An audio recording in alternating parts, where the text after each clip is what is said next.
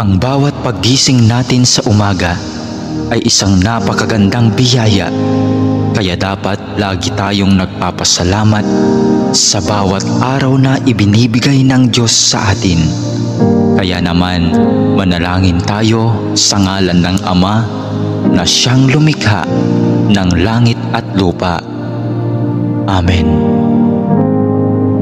Ama naming makapangyarihan sa lahat, maraming salamat po sapagkat ginising mo ako ngayong umaga. Isang bagong araw na naman ang aking haharapin. At dahil dito, lubos-lubos ang aking pasasalamat. Sa unang mga sandali ng aking araw, nais kong mapuspos ng iyong biyaya at pagmamahal. Kaya narito ako upang makapiling ka sa panalangin. Bantayan mo ako at gawing ligtas sa buong maghapong ito. Ilayo mo ako at ang aking pamilya sa anumang masama. Maituon ko nawa ang aking pag-iisip, pananalita at asal tungo sa iyo. Nawa maging kalugod-lugod sa iyo ang lahat ng aking gagawin sa araw na ito.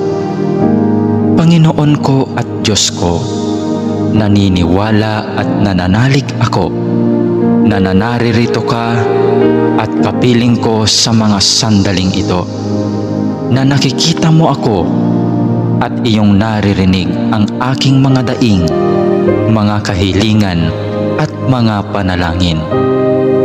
Kaya naman, Panginoon, ngayong umaga, sa iyong presensya at pagdamay mo ako kumakapit upang maharap ko ng may katatagan at katapangan ang araw na itong ibinigay mo sa akin.